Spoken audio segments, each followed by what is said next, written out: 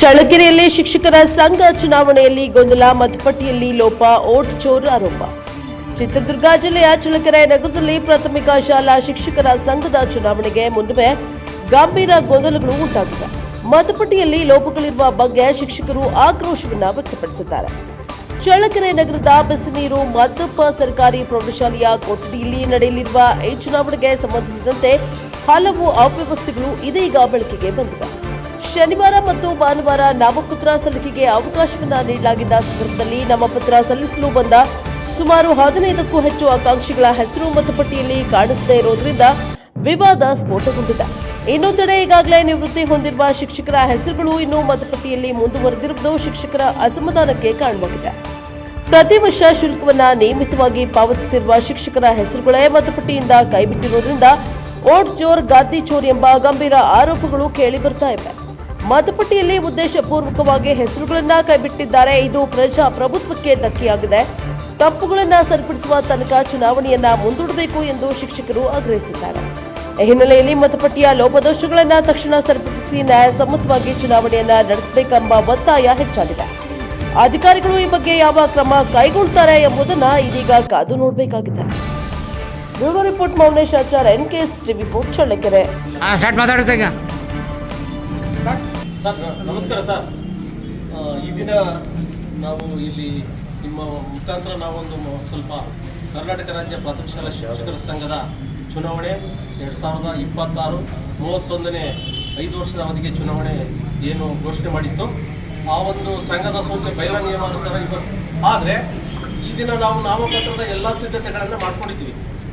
ನಾಮಪತ್ರ ಸಲ್ಲಿಸಲಿಕ್ಕೆ ಬಂದ ಸಂದರ್ಭದಲ್ಲಿ ನಾವೇನು ಇಲ್ಲಿ ನಿಂತಿದ್ದೀವಿ, ಸುಮಾರು ಒಂದು 20 ರಿಂದ 30 ಜನ ಅಭ್ಯರ್ಥಿಗಳಿಗೆ ಕಣಕ್ಕೆ ಇಳಿತಾ ಇದ್ವಿ. ಕಣಕ್ಕೆ ಇಳಿತಕ್ಕಂಥ ನಮ್ಮವೇ ಮತದಾರ ಪಟ್ಟಿಯಲ್ಲಿ ಹೆಸರುಗಳು ಇಲ್ಲ.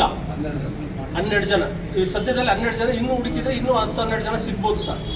ಈಗ ನಾವು ಮತದಾರ ಪಟ್ಟಿಯಲ್ಲಿ ಚುನಾವಣಾ ಅಭ್ಯರ್ಥಿಗಳಾಗಿ ಸ್ಪರ್ಧಿಸ್ತಕ್ಕಂಥ ನಮ್ಮವೇ ನಾಮಪತ್ರ ಸಲ್ಲಿಸುವಾಗ ಹೆಸರುಗಳು ಇಲ್ಲ ಅಂದಮೇಲೆ ನಮ್ಮ ನಾಮಪತ್ರ ಅವರು ಚುನಾವಣಾಧಿಕಾರಿಗಳು ಯಾವ ರೀತಿ ಸ್ವೀಕರಿಸ್ತಾರೆ?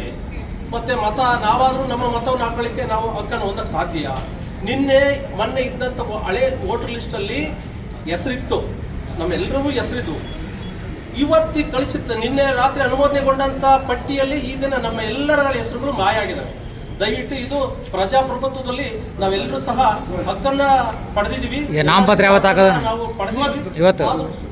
5 ವರ್ಷಗಳ ಅವಧಿಗೆ ಪ್ರತಿ ವರ್ಷ 200 ರೂಪಾಯಿಯಂತೆ ಕರ್ನಾಟಕ ರಾಜ್ಯ ಪ್ರಾಥಮಿಕ ಶಾಲಾ ಶಿಕ್ಷಕರ ಸಂಘಕ್ಕೆ ಅಧಿಕೃತವಾಗಿ ನಮ್ಮ ಕಚೇರಿಯಲ್ಲಿ ಇರ್ತಕ್ಕಂಥ ಅಧಿಕಾರಿಗಳು ನ್ಯಾಯಸಮ್ಮತವಾಗಿ ಅದನ್ನ 200 ರೂಪಾಯಿ ಕಟಾವಣೆ ಮಾಡಿ ಸದಸ್ಯತ್ವವನ್ನು ಎಲ್ಲರೂ ಸಹ ಸಲ್ಲಿಸಿದ್ವಿ.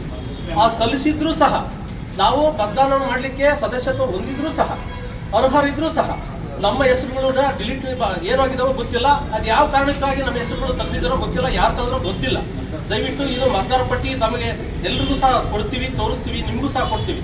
ಇದು ಎಲ್ಲ ಒಂದು ಕಡೆ ನಮಗೆ ಈ ದಿನ ಪ್ರಜಾಪ್ರಭುತ್ವದಲ್ಲಿ ನಮಗೆ ಕಗ್ಗೊಲೆ ನಡೀತಾ ಇದೆ. ನಮಗೆ ಈ ದಿನ ನಡೀತಕ್ಕಂಥ ಚುನಾವಣೆ ನ್ಯಾಯಸಮ್ಮತವಾಗಿಲ್ಲ.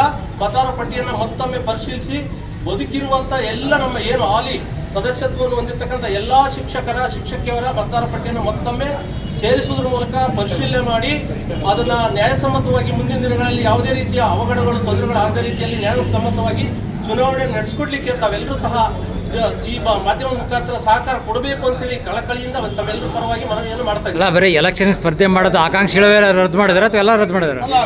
ಸ್ಪರ್ಧಾಳುಗಳು ಏನಿದೆ ಸ್ಪರ್ಧೆಯನ್ನು ಹನುಮಂತರಾಯ್ DT ಅಂತೇಳಿ ನಾನು ಕೂಡ ಈ ಹಿಂದೆ 3 ಬಾರಿ ಕೂಡ ಪ್ರಾಥಮಿಕ ಶಾಲಾ ಶಿಕ್ಷಕರ ಸಂಘದಲ್ಲಿ ಸದಸ್ಯನಾಗಿ, ಪ್ರಧಾನ ಕಾರ್ಯದರ್ಶಿಯಾಗಿ, ಹಾಗೆ ಈಗ ಆಲ್ರೆಡಿ ಸದಸ್ಯನಾಗಿ ಕೂಡ ಇಲ್ಲಿ ಕೆಲಸ ಮಾಡಿದ್ದೇನೆ. ಈಗ ಈ ಪ್ರಸ್ತುತ ಸಂದರ್ಭದಲ್ಲಿ ನಡೀತಕ್ಕಂಥ ಈ ಚುನಾವಣೆ ಏನಿದೆ, ಶಿಕ್ಷಕರ ಸಂಘಕ್ಕೆ ನಡೀತಕ್ಕಂಥ ಪ್ರಾಥಮಿಕ ಶಾಲಾ ಶಿಕ್ಷಕರ ಸಂಘದ ಚುನಾವಣೆಗೆ ಸ್ಪರ್ಧೆ ಮಾಡಬೇಕು ಅಂತ ಹೇಳಿದ್ರೆ ಬೈಲಾದಲ್ಲಿ ಒಂದು ಅರ್ಹತೆ ಇದೆ.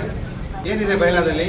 5 ವರ್ಷಗಳ ಕಾಲ ನಿರಂತರವಾಗಿ ಪ್ರತಿ ವರ್ಷವೂ ಕೂಡ ತಪ್ಪದೆ ಆ ವಂತಿಕೆಯನ್ನು ಪ್ರತಿ ಶಿಕ್ಷಕರು ಕಟ್ಟಬೇಕು.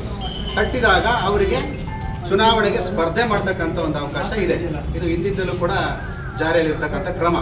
ಸೊ ಹಾಗಾಗಿ ನಮ್ಮ ಎಲ್ಲ ಸ್ನೇಹಿತರು ಪ್ರತಿ ವರ್ಷವೂ ಕೂಡ 200 ರೂಪಾಯಿಗಳ ವಂತಿಕೆಯನ್ನು ನಮ್ಮ ಕರ್ನಾಟಕ ರಾಜ್ಯ ಪ್ರಾಥಮಿಕ ಶಾಲಾ ಶಿಕ್ಷಕರ ಸಂಘಕ್ಕೆ ಸಲ್ಲಿಕೆ ಆಗಿದೆ. ಅದಕ್ಕೆ ಸಂಬಂಧಪಟ್ಟಂತೆ ನಮ್ಮ ಡ್ರಾಯಿಂಗ್ ಅಥಾರಿಟಿಯಲ್ಲಿ ಕೂಡ ಕಟಾವಣೆ ಆಗಿದೆ. ಆದರೂ ಕೂಡ ಇವತ್ತು ಉದ್ದೇಶಪೂರ್ವಕವಾಗಿ ನಮ್ಮ ಸ್ನೇಹಿತರು ಚುನಾವಣೆಗೆ ಸ್ಪರ್ಧೆ ಮಾಡಬಾರ್ದು ಅನ್ನುವಂಥ ಹಿನ್ನೆಲೆ ಇಟ್ಕೊಂಡು ಅವರು ಒಂದು ಮತದಾರರ ಪಟ್ಟಿಯಲ್ಲಿ ಹೆಸರನ್ನು ಸುಮಾರು ಒಂದು 12-13 ಜನದ್ದು ಈಗೇನು ಅಭ್ಯರ್ಥಿಗಳು ನಾಮಪತ್ರವನ್ನು ಸಲ್ಲಿಕೆ ಮಾಡೋಕ್ಕೆ ಬಂದಿದ್ದಾರೆ ಆ ಹೆಸರುಗಳು ಕಾಣೆಯಾಗಿದೆ. ಆಮೇಲೆ ಇನ್ನೊಂದು ವಿಶೇಷವಾದ ಇದನ್ನು ನಾನು ಇವತ್ತು ಕೇಳ್ಬಿಟ್ಟಿದ್ದೀನಿ. ಈ ಹಿಂದೆ ಅವತ್ತೂ ಕೂಡ ಇಲ್ಲದೆ ಇರುವಂಥ ಒಬ್ಬ ತಾಲೂಕು ಅಧ್ಯಕ್ಷರಿಂದ ಬೇಬಾಕಿ ಪತ್ರವನ್ನು ತಂದು ಸಹಿ ಮಾಡಿಸ್ಕೊಂಬಂದರೆ ಚುನಾವಣೆಗೆ ಸ್ಪರ್ಧೆ ಮಾಡ್ಬೋದು ಅನ್ನೋವಂಥದ್ದು ಇದೆ. ಇದು ಈ ಹಿಂದೆ ಕೂಡ ಎಂದು ನಾವು ಕೇಳಿದ್ದಿಲ್ಲ. ನಾನು 15 ವರ್ಷಗಳು ನಾನು ಸೇವೆ ಇದನ್ನು ಮಾಡಿದೆ. ಆದರೆ ಯಾವ ಕಾರಣಕ್ಕೆ ಅದನ್ನು ಕೇಳ್ತಿದ್ದಾರೆ ಅಂತ ನನಗಂತೂ ಸರ್ ಬೇಕಂದ್ರೆ ಏನು ಬೇಬಾಕಿ ಅಂದ್ರೆ ಅದೇ ನಮ್ಗೆ ಅರ್ಥ ಆಗ್ತಾ ಇಲ್ಲ. ಈ ಬೇಬಾಕಿ ಪತ್ರ ಅಂತೇಳಿ ಒಂದು ಪ್ರಫಾರ್ಮ ರೆಡಿ ಮಾಡಿಕೊಟ್ಟಿದ್ದಾರೆ. ಇದರ ಜೊತೆಗೆ ಅದನ್ನು ಅಧ್ಯಕ್ಷರು ಸಹಿ ಮಾಡಿ ಕೊಡಬೇಕು ಅಂತ ನಮ್ಮ ಚುನಾವಣಾಧಿಕಾರಿಗಳು ಇಲ್ಲಿ ಹೇಳ್ತಾವ್ರೆ. ಇದಕ್ಕೆ ಅದರ ಅವಶ್ಯಕತೆ ಇಲ್ಲ. ಯಾಕಂದರೆ ನಾವು ಕಟ್ಟಿರ್ತಕ್ಕಂಥ ವಂತಿಕೆ ಹಣದ ರೆಸಿಪ್ಟ್ ಇಲ್ಲಿದೆ ನಾವು ಪ್ರತಿ ವರ್ಷ. ಸೊ ಇದು ಅರ್ಹತೆ ಇದ್ದಾಗ್ಯೂ ಕೂಡ ಚುನಾವಣೆಗೆ ನಾವು ಸ್ಪರ್ಧೆ ಮಾಡಲಿಕ್ಕೆ ಪಟ್ಟಿಯಲ್ಲಿ ಹೆಸರಿಲ್ಲ ಅಂದರೆ ನಾವು ಚುನಾವಣೆ ಮಾಡೋದು ಹೇಗೆ? ಸರ್ ಮತ ಕಾಣೆ ಇದೆ ಫಸ್ಟ್ ಅದು ಹಿಂದೆ ಯಾವಾಗಿಂದ ಆಗಿತ್ತು ಘಟನೆ? ಎಂದೂ ಆಗಿಲ್ಲ. ಇದೇ ಬದಲು ಸರಿ ನಾವು ನೋಡ್ತಾ ಇರೋದು ಹಿಂದೆ ಎಂದೂ ಆಗಿಲ್ಲ.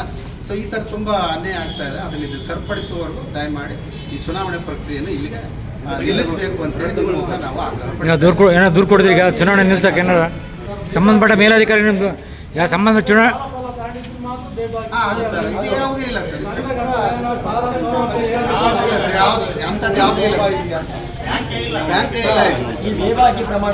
ಸರ್ ಈಗ ಚುನಾವಣೆ ನಿಲ್ಸಕ್ಕೆ ಅಲ್ಲ ಸರ್ ಚುನಾವಣೆ ನಿಲ್ಸಕ್ಕೆ ಚುನಾವಣಾಧಿಕಾರಿ ದೂರು ಕೊಡ್ತೀರಾ? ಇದು ಒಂದು ಅನಾಮಧೇಯ ಪತ್ರ.